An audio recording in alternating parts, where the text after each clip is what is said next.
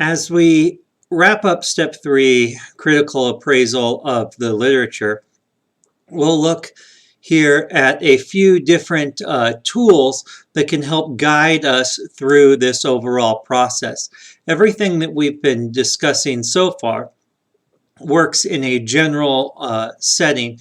This now will give us some ways to work through what we've been talking about in a systematic approach. Now, these scales and checklists aren't required to complete the evidence-based practice method, but they can be helpful. So what we're going to do is we're going to look at a few of these scales and checklists and talk about them individually. Not that you need to memorize each one of these, or that would even be helpful, but more along the lines of what do each of these do individually, kind of what makes them unique, as well as how can we use these overall as a tool to help us answer our clinical question. So the first point to be made here is that these scales and checklists have been developed to try to make evidence-based practice easier. Forever, there's been the need to assess the literature that people have been reading, but there's not been as much emphasis on using literature outside of the academic structure. As more and more people are reading these studies, by creating a systematic way that these studies are formulated, as well as a standardized way that we can assess the methodological quality, we can broaden the audience for the research by making it easier for the reader. And at some points in times, even some articles now are starting to include their own scores associated with the research during the publication process, thereby making it easier to understand the methodological quality. So it may be possible that as you're reading some of these articles, you'll see some of these appraisal tools already utilized, and by understanding how they're used and what they do, you'll be able to interpret the numerical data that's often associated with the appraisal scales in particular, and be able to skip somewhat of the methodological analysis yourself. So that's the first thing to understand as we go forward here. We're going to be talking about two separate things, and we link them together just because they have a similar approach, but they are used very differently. The first is an appraisal scale, and this is an instrument that has been designed to be used after completion of the study and after the study has been reported to create a numerical scale or a numerical score that allows for the interpretation of the methodological quality. So the idea with an appraisal scale is it's more like a grading type tool where we're going to grade the methodological quality of the article after it's been completed. Whereas appraisal checklists now serve more as a guide and help in the writing of research to try to standardize some of the things that are reported and how they are reported. So the appraisal checklists do not try to create a way to judge the overall methodological quality of a research article, but to help the authors and the designers of research to create higher quality methodological studies. And so as such, you have to understand if you're using an appraisal scale, that it would be appropriate then to use that to judge the articles, where appraisal checklists, that's not their intent. Now, they can be helpful in understanding the different components of research articles, as well as looking for things that might be missing, but they were not designed to be judgmental in nature, and so reporting things like the scores off of a checklist would not be appropriate. And so some of the scales and checklists that we'll be looking at here are listed there. There are many more associated with that. There are even some more in the text that are described for you to review. And we're going to go through most of these rather quickly, basically using a couple of them as examples, and then the rest can just be interpreted from there. The first and probably most important out of all of these for the purposes of evidence-based practice and critically appraising the research is the Pedro scale. And the Pedro scale is an appraisal scale, so it's used for grading the methodological quality of research. It's by far the most common that is used in sports medicine, and so that's really helpful. And the way that the Pedro scale is there's 11 questions, but the first question focuses just on subject eligibility, and so we don't score that one. The rest of them are more on the eligibility or the methodological quality, more the internal validity opposed to the external validity of the eligibility criteria. And so we're going to score each one of those on a yes or no form.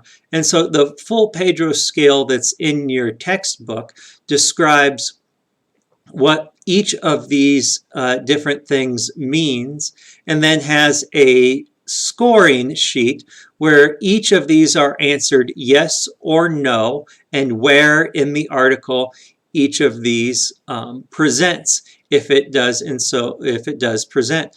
And so then the article gets a Pedro score out of 10, 10 being the highest. And with the higher the score, the more methodological quality, or the higher the internal validity of that article. And so often when you're reading systematic reviews or critical appraisals, different aspects like that, you'll see Pedro scores listed for each article that was included within the research or the systematic review.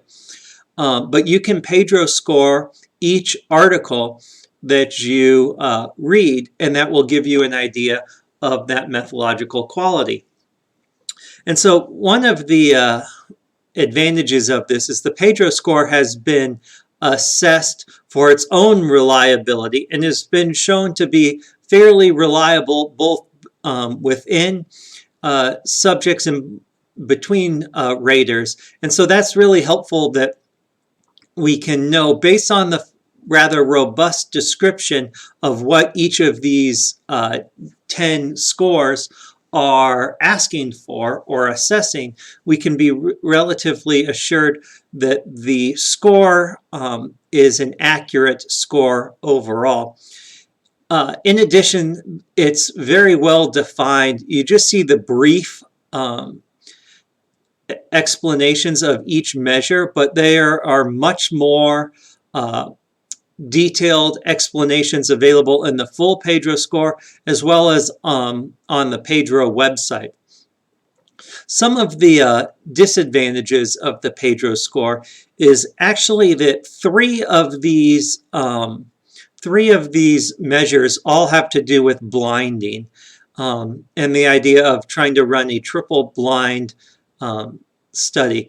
But we know that often blinding, although very helpful for methodological quality, is not often practical. And so we can get some artificially low scores if blinding is not able to be performed. And so half of the methodological quality on this constitute blinding, as well as then randomization. And so although these are two rather important components for internal validity, it's probably not representative of half of the entire need to assess the internal validity. But still, very good score to be using. You definitely need to spend some time reading the full Pedro score. I'd encourage you to even go onto the website, and they have some examples, different things like that, different explanations, so you can understand this and really understand what each of these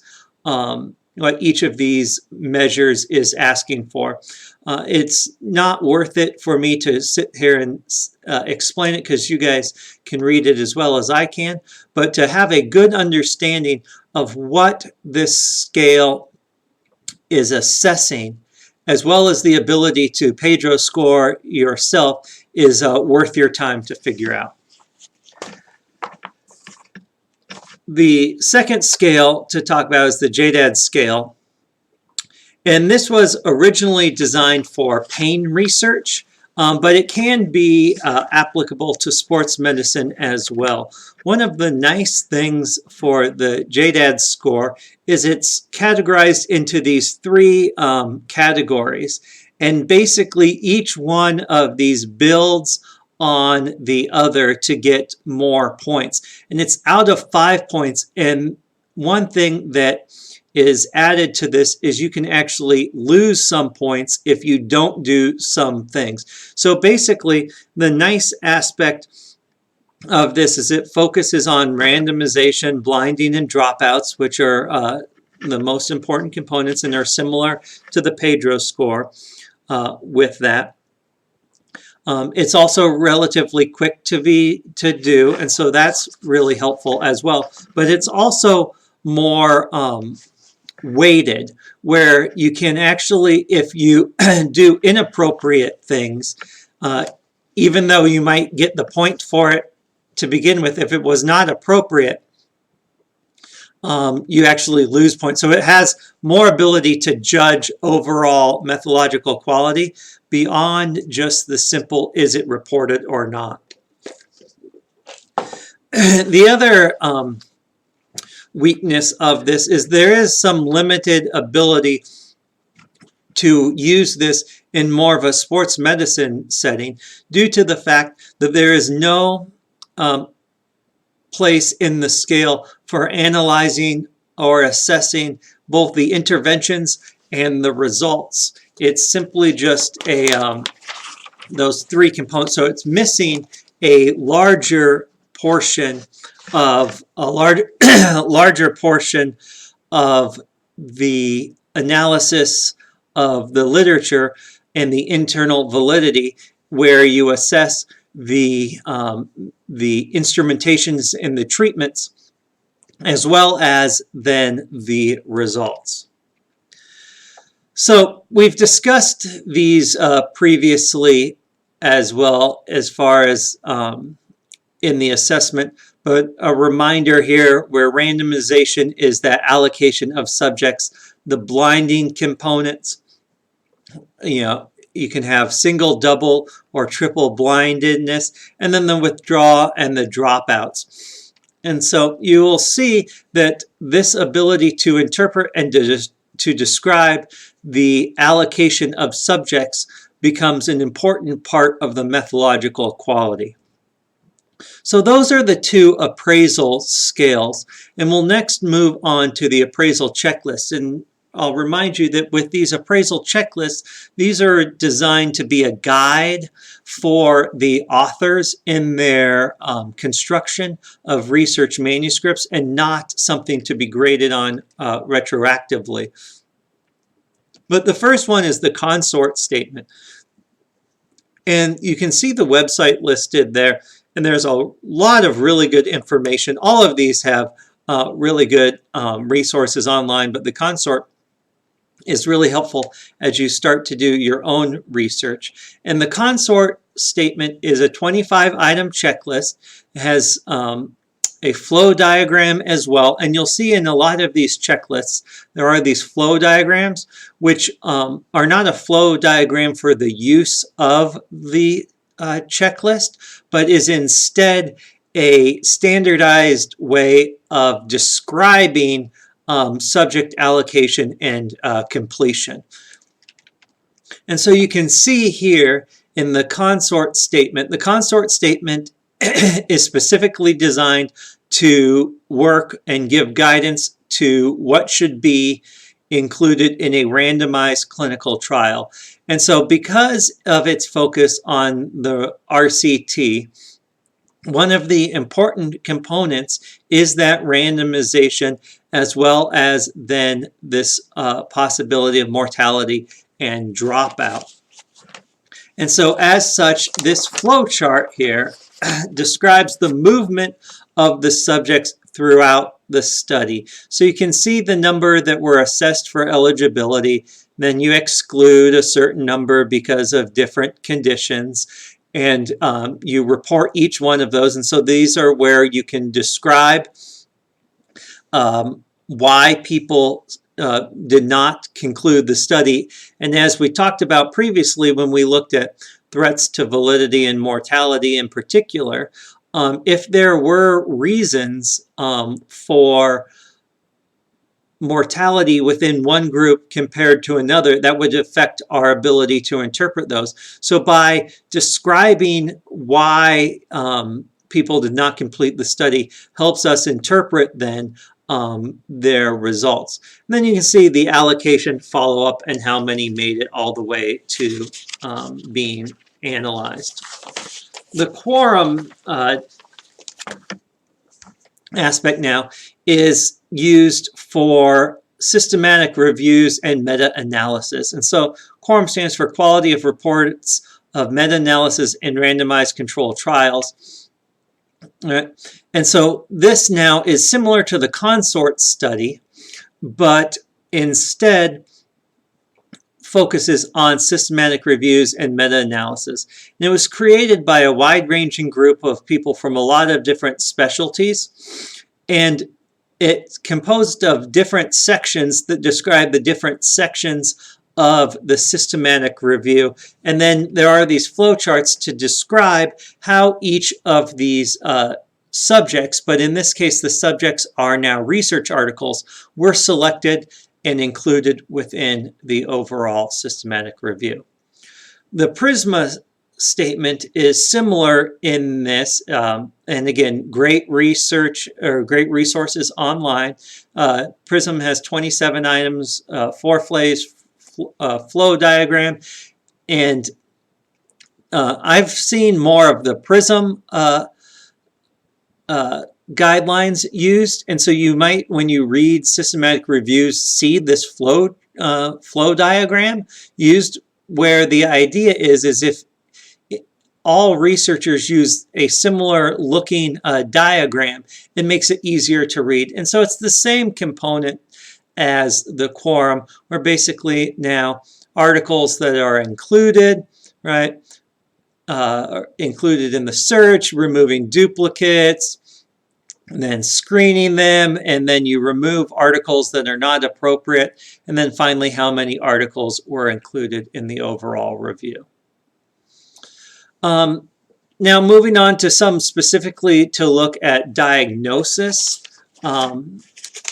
Within that, the STARD is going to be associated with randomized controlled trials for diagnosis studies, and the QUADIS is going to be for systematic reviews. And the fact that diagnosis studies are run slightly differently than other types of studies warrant specific scales and checklists. And really both of these are checklists opposed to scales anyway. And so the STAR there, like I said, focuses on randomized clinical trials. It discusses the different sections that should be included in a diagnosis RCT, as well as extensive descriptions available on their website. But one of the best components of this format is this flow chart, which describes again flow of subjects. But at this point, we're really looking at the comparisons between the diagnostic tests. And so we have now the subjects that are tested based on the index test, and we have abnormal tests, or this would be considered like positive findings, meaning they have the condition. This is the normal, so a negative finding, and then inconclusive. And what you end up seeing is as you go through, you then compare that to the number within that group that had the reference standard, and this is where specificity and sensitivity can start to be calculated.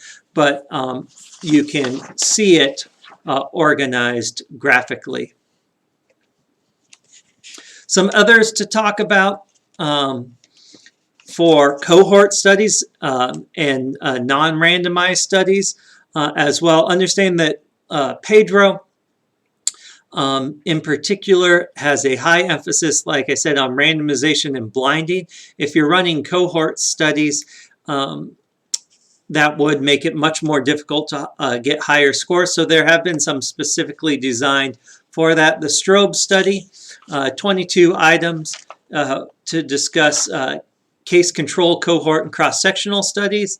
The Downs and Black checklist, 27 items within the different sections. And this can be used for randomized and non-randomized studies. And so haven't seen either of these used that often. But if you're looking at non-randomized studies, you would need to assess them slightly differently. So wrapping up, we talked about these different scales. The JDAD scale we talked about not being used as much. The Pedro scale being the one that is most used in order to assess the internal validity of research articles. It's scored out of 10, with 10 indicating the highest level of internal validity. The consort, quorum, and Prisma checklists create a lot of good flow diagrams in particular, but these are checklists as far as what should be reported, whereas consort is for randomized control trials, whereas the quorum and Prisma are more for systematic reviews as well.